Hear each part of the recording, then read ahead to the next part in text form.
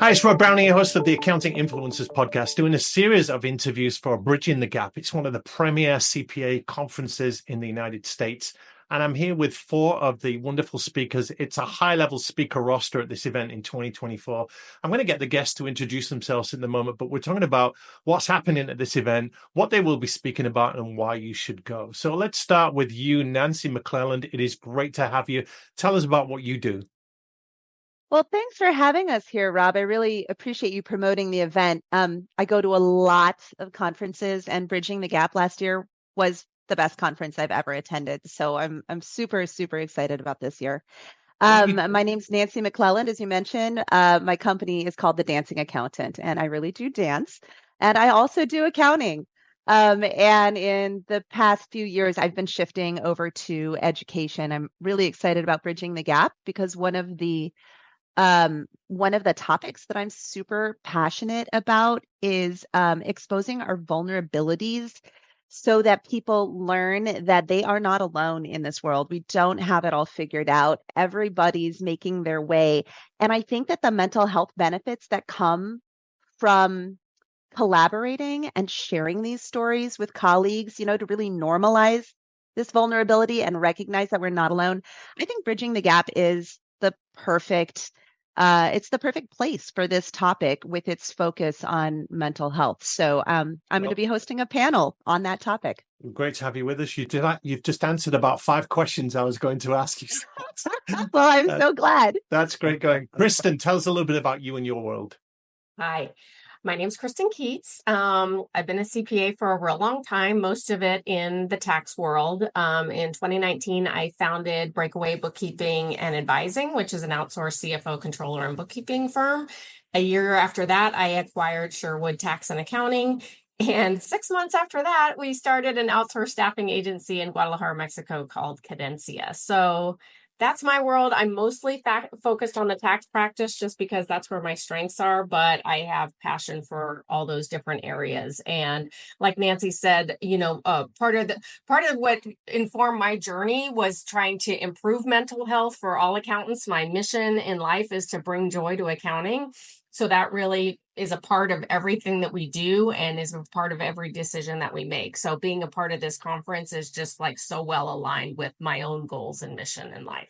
Wow. Joy in accounting. That's a flag that needs waving. Seth Feinberg, I know you're waving a few flags. Tell the audience a little bit about you, Seth. How's it going?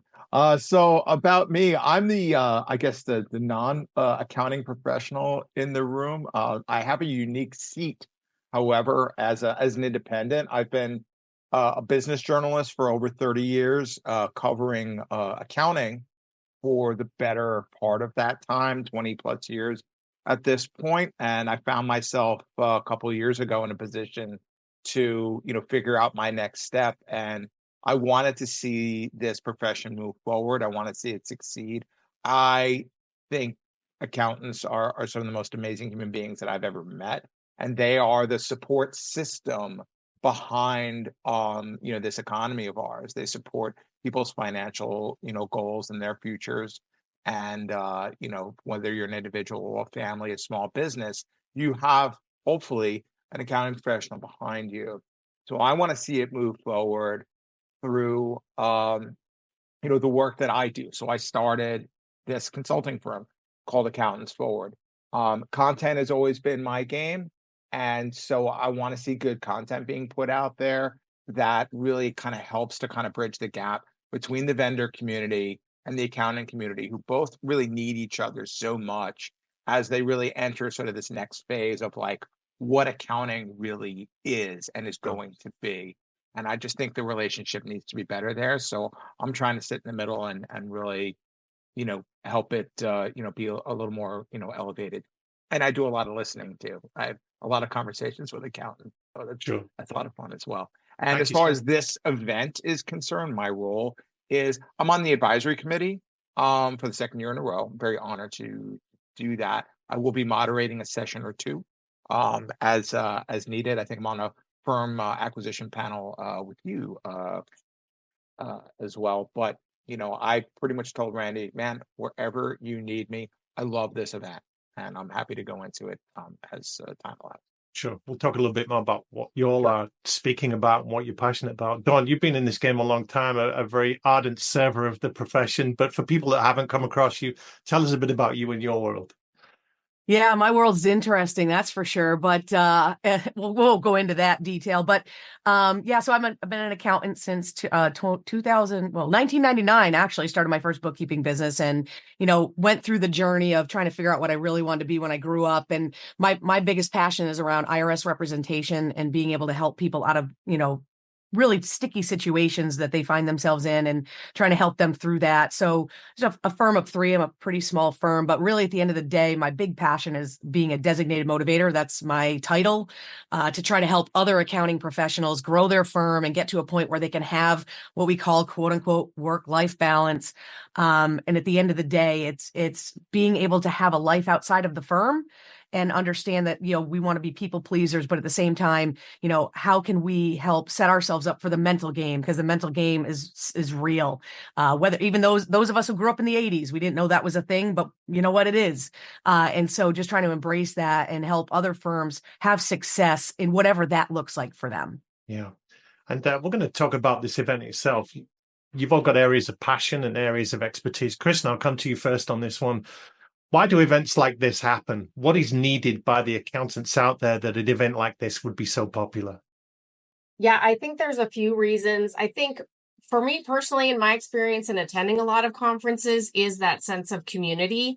I think of a lot of us as firm owners feel like we're out there. Most days we're out here just doing it by ourselves and trying to figure everything out. So having a conference like this is a chance for us to connect with other firm owners, other folks in the same struggle as us, and really talk about best practices and, how we're solving problems in our firm. So what I love about this conference is that there's space for that. So while we have the sessions that are actually about like really targeted learning, which I'm so excited about the speakers and topics that are coming up this year, but there's also the space for connecting with other firm owners, having lunches and breaks and really designated areas to connect with that. The other thing that I think is really unique is that space and that focus. There's no other conference that really has this focus on your own well-being, mentally and physically. And the fact that there's a yoga and meditation room at this conference is like chef's kiss. Like, it's just so cool that there's an acknowledgement that like, hey, we're more than just our brains and our computer typing fingers, that we are actually full human beings that need to be fed and nourished, in our bodies and brains and our souls as well. Yeah. Dawn, you get asked to speak at so many conferences. You've done thousands over the years. What excites you most about this event? Why is it much needed? Yeah, I can't say any better than what Kristen just said, honestly. It's the quality of people there's quality people at every conference, but Randy seems to elevate the group of people, and the people that he attracts to this conference is different than any other conference. It honestly feels the most safe, if I can even say that, the safest to be able to feel like vulnerable in certain ways. And Nancy, I'll be on that panel with you to talk about that. And it's brought to me, and even though it's only the second year, but it's brought together to me that core group of people that I know I can call at any time for anything. And, we like Kristen said, we focus on a lot of technical and I love that part. But at the same time, I think that ability to take a break and to be able to say, you know what, yeah, I've been struggling on this and this has happened and this employee quit or whatever the case may be, and be able to talk to someone else and them to reaffirm that, you know what, that happened to me. And you're like, whoa, really? Wait a minute. I thought I was the only one. And I'm in my office. And I've had experience in a firm where they didn't believe going to conferences was beneficial to you. And you were just isolated in your office, punching a keyboard. And again, I think I attribute a lot of it to Randy and the person that he is and the people that he attracts is a lot of the reason why this conference is top notch. Nancy, you're the singing, dancing accountant. That all sounds great, but accountants work really hard. We know they're overburdened, overwhelmed, overworked. There's a lot going on. They can ill afford to take time away to go to a conference like this, but you would argue this is the very best thing that they could do. Absolutely. I mean, for me, although I definitely, everything that Kristen was saying, everything Dawn was saying, I love that we had colleagues as presenters, right? People going through this journey just like we are. They don't necessarily have it figured out yet. Kristen actually was one of my favorite talks last year, that bringing joy to accounting. Yes, no, it was wonderful. And I really appreciated your openness about this is a journey for me. But I think the reason that it's worth taking your time out of, it's very easy to get stuck in, I have all these things to do. And if I'm going to make things better, then I can't leave the office because I have to do the things, right? But in order to learn how to do the things and to find that direction, you have to have actionable insights, right? Like you have to talk to people who have done this already or are in the middle of doing this. And that's one of the reasons that for me, bridging the gap is like, it's worth taking that time out of the office, because I thought that the focus on actionable insights, like actually helping us see into our own futures and making it happen. Not just like dream big inspirational talks, although there's some of that, but like, how do we get there? What are the directions? Where is the map? For example, Nio Carter Gray had a session on how to take a vacation during tax season. It was fantastic. It was so reassuring. It was full of concrete suggestions and examples. And I took a bunch of notes. And guess what I did during tax season? I actually took a vacation. It was only 3 days long, but when have I ever taken a 3-day beach vacation during tax season? This has never happened before. And it was entirely. So I think that in order to figure out where we're going and then figure out how to get there, we have to leave the office and we have to go to these conferences. And this one in particular, for me, was really illuminating. Yeah. Seth, a big part of what you do is advising vendors on go-to-market strategies and putting the right content out there. But you'll be mindful as anybody, the sheer amount of conferences and events that there are out there. There's only so much budget to go around and time to go around. So what in particular is standing out for you in bridging the gap in your own schedule that you're devoting so much time and effort to it? I think, we all sort of touched on it already. I think because it's an event that so focuses on the human element of being an accountant, the person behind the job title. And let's make no mistake, there's a lot of kind of existential questions going on right now about what being an accountant is. People are even saying, do I even do accounting anymore? Who am I? Like what, everyone's saying, advisor this and manager that and what have you. And we get it's so really close to what we do, Seth, we lose that perspective, don't we? Yeah, exactly. So being at an event like this that is so structured to just revalidate and reinvigorate like why you're doing what you're doing in this chosen career. And it's been challenged. As Dawn mentioned, like, people just need to feel safe to feel what they feel, to feel real, to be seen, and not just take some CPE, because you can do that these days in any number of ways. You hardly, while this event does offer that, you hardly go to a live event anymore for that. It's a nice thing to have, but you're going for the real human advice, your colleagues, not just these people that kind of sit up here and are talking above you or talking, at you. They're talking to you. Like that session, I think is a great example, and Kristen's session too. But Nio's going, hey, not only like should you take a break, and I've been getting told that, for years, but here's how I did it. That's Wow. the level I'm talking about, Rob, is that Bridging the Gap is full of sessions like that. And then even off of the stage and off of the breakouts, in the hallways, at the break times, everyone's together and talking about these ideas, talking about what's going on, talking about the fact that they lost half of their staff over the last couple of years and they don't have as many clients as they used to have. And they're wondering, what do I do next? Yeah. And you got Brolin and you got all these other people next to you going, this is how you do it. It's gonna be okay.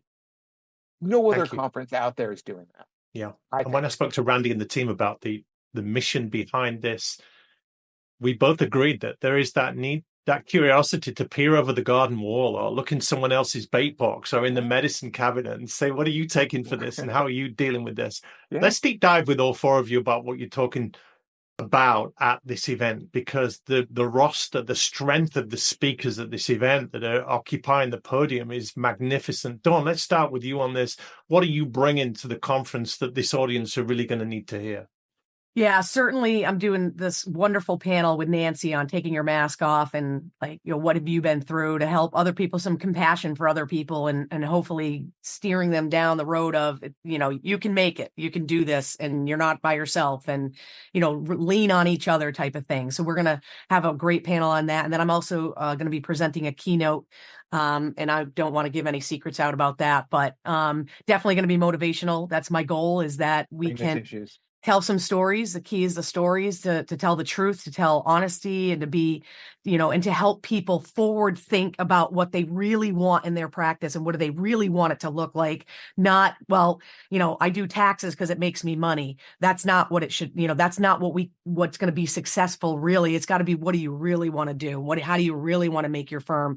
And what do you really want out of your life in general as well, and we all know that, we can be motivational, we can do that. But again, it's like Nancy said, it's about giving some people some actual takeaways that they can utilize in their firm to make changes and change their mindset about how they run their firm and help them just be better, make it better for them. And that's what it's about, So my stuff is not technical. I don't typically teach technical. I can give you a great client onboarding process if you want, but at the same time, I think, my role is the designated motivator. That's my job. And that's what I try to do. And I try to bring it 100,000,000% every time. And Dawn, quickly, how important is it that you've been there and done this? You are a firm owner. You've got the battle scars. You've made the mistakes. You've had the failures. That's credibility. Oh, I have some scars. I've gotten beat up. I've gotten beat up in partnerships. I've gotten beat up by employees. I've been beat up by clients. It's something that you go through and you don't think you're going to make it. And then you talk to people like Kristen Keats and you have a conversation with her. Kristen and I have had conversations and those people help you through the fire. The most important thing to me is, can I help a practitioner not go through that? How can I help them avoid the potential? And can I help them see these flags of, hey, that something here isn't working right, and paying attention so they don't fall into the pitfalls that I've fallen in? I would never want anyone to go through the process that I've been through. It'll be 25 years actually in July of good, bad, and ugly. How can I help them have it be all good? I know that's impossible, but if I can help them miss one pitfall and walk over it like you're walking on glass, on like a steady road, that's what I want for people. I don't want anyone to ever fall in the pitfalls I've fallen in. Yeah. And Nancy, following that, accountants are technically brilliant, super smart, but there's a mental side to this. It takes its toll. Mental well-being is at a premium. You've got something to say about this. What will you be speaking about at Bridging the Gap?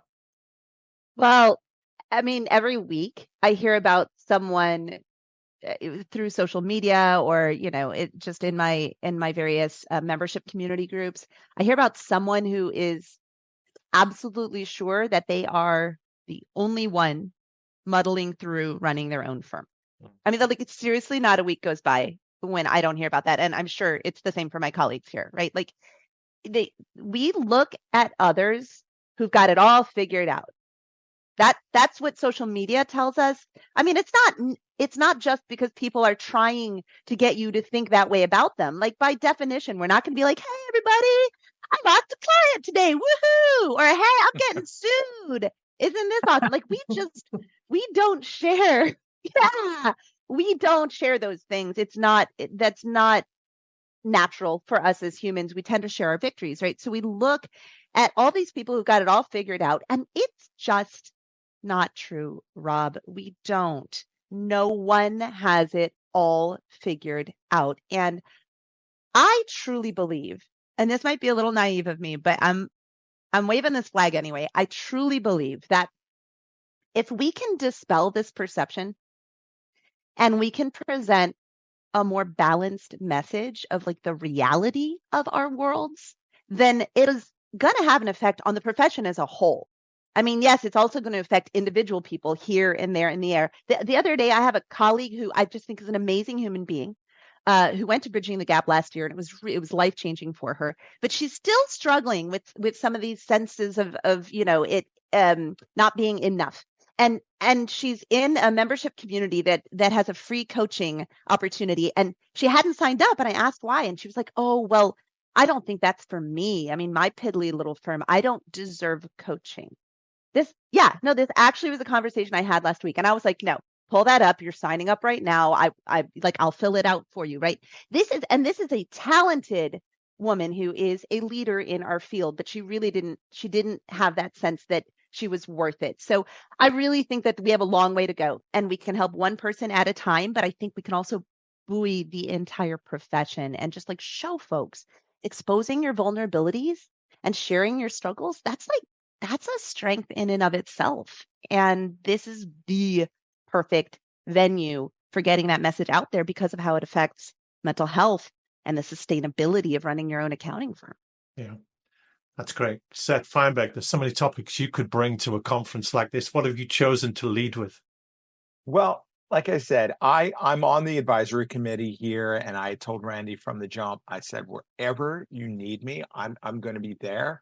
You need me to moderate, I'm going to ask great questions. I love that I'm on the firm acquisition panel, because it's definitely a lot of folks are at that point now where they really have some concerns and questions about the practices that they have been running for some time, and it could lead to a better future for them. It's not that they want to necessarily get out, but perhaps maybe even look at the value of what they have, and then figure out maybe how to maybe merge in with somebody else, or maybe move on from what they have so they can actually, as Dawn had mentioned, really fulfill their dreams about what do they really want to be doing. Yeah.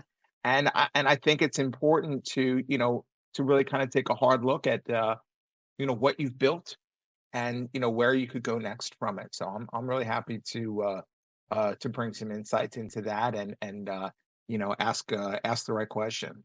Terrific. And I mean, I'm just really looking forward to the conversations there. They were off the charts last year. Kristen, I know you're really excited about speaking there. What will you be speaking about, and why should the audience be listening? So Randy's putting me to work this year. He's got me on 3 panels, but no, I'm excited about all of them. And so first, the one that Seth is talking about firm acquisition. And Dawn, you'll appreciate this because it's called The Good, the Bad, and the Ugly. Nice. And I think my role there is the bad and the ugly, honestly. So it's going to get real vulnerable and painful. Like, I'm trying to mentally prepare myself for talking about my experience. So you're welcome. It's going to be a therapy session for me. So just so you're ready for that, Seth. My other 2 panels, one is on outsourcing topics. So it's 3 of us firm owners who utilize an outsourced team, international teams, and best practices for that, and what we've done right and what we've done wrong. And hopefully, like Dawn was saying, we can help folks avoid the pitfalls that I've made a ton of mistakes with. So I'm willing to share that so that other folks don't make the same mistakes. And then the last one is on the mental health panel that sounds like I'm on with Nancy. Is that right? Yes. And no? Okay. I don't think so. Okay. Sorry. Different panel. Different mental health. Sorry.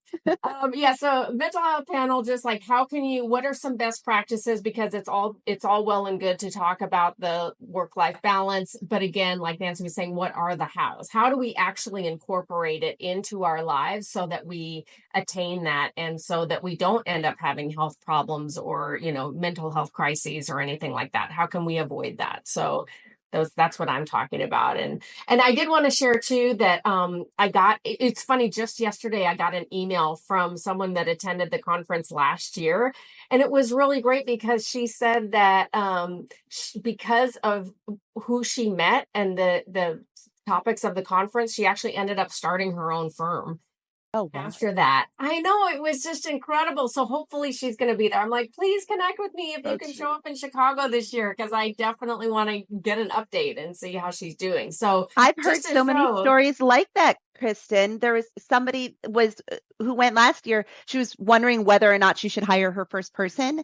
And once she heard, I think Terrell and John Garrett, and Alnisha, each of them had things to say on this topic, and she turned to me at the end. She was like, "I'm doing it," and it's been a huge success. Like, this came out of last year's conference.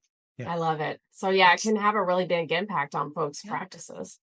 Let's wrap this up with a call to action here. Just in 30 seconds or so, I'll come around to all of you. And Nancy, I'll start with you. But what would you say to people that are thinking about coming? They've not yet bought their plane ticket. They've not booked a hotel. They've not decided yet. They're maybe on the fence.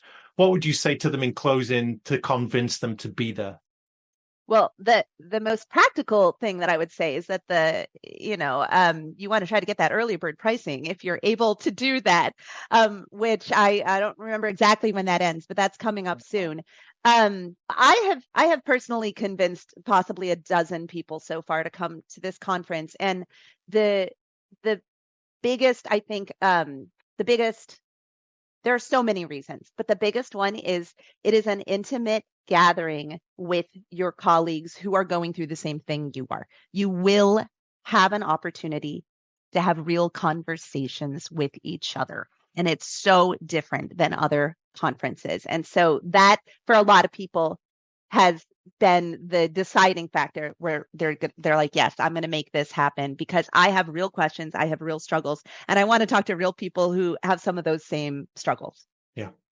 Seth, a few words from you to inspire people that need to get up off their ass and get themselves there. What would you say to them? I would say, really, if you're on the fence, I'm not sure what it is you're on the fence about, maybe because you don't know enough about it. But to Nancy's point, yeah, if you're just kind of struggling with anything in your practice, and I'm willing to bet that you're just not looking at your business and going, everything is great. And if it is, come and share why with other people, because they want to hear from you. If everything's so great and you have nothing else to learn, fine. Come and share like how you're doing. But I'm willing to bet there's probably something that you could learn. And to Nancy's point, the people are going to be there to share their stories with you from a place of trust, and you're gonna learn from them as well. And then, practically speaking, it's not even in the city of Chicago. Like, you flying into O'Hare and the hotel is 5 minutes away. It's literally like right there. It couldn't be easier, and it's intimate, and you're going to get to talk to not just, your colleagues, but, the vendors that are going to be there are, this year, really top notch, and everyone's just going to all be together. You're not going to miss anyone or anything. And there is an intimacy about the event where you're not just talking to your peers, but you get close access to the gurus like you, the speakers, the influencers, the experts that have been there and done it. It's that kind of place. Kristen, what would you say to the people? Kristen, what would you say to the people that are thinking about coming? What would be your words of inspiration? Okay, we haven't talked about this yet, but I have 3 words: red carpet gala. Okay, there is an awards ceremony that's super fun, and then there's a dance party afterwards. And let me tell you, Dancing Nancy's going to be there. We're going to be cutting the rug at that thing, and that alone is worth coming and just cutting loose and having a really good time with some awesome people. Amen to that. Dawn, I've left the last words to you. You are the master of motivation. So what would you say to people to really get them to come along and really engage? I would tell them for certain, we've been through some rough times. We've been through COVID. We've been through the after COVID and the during the COVID and the after and all of this. And we've had a total whirlwind of things that have happened. And if you're at a point in your practice where you're ready to make a change, that you're overworked, overburdened, you've got more work than you can handle. We all have that same problem. I don't think there's a person, well, maybe there are people who are still looking for work. I don't know. But I would say if you're ready to change your life and change your future for yourself and for your firm, it is no better time than now. Because the longer you wait, the more painful it will be and the harder it will be to unravel. So take the time now. It's an investment. You're not spending money. You're investing in yourself. It's something we don't do very well. This is an investment in you, and you deserve it, and you're worth it, and you can give yourself permission to do it. Amen to that. What a fantastic message from all of you. Thank you so much for joining us today. And we'll see you all at Bridging the Gap 2024. Thanks, Rob. Thanks, Rob.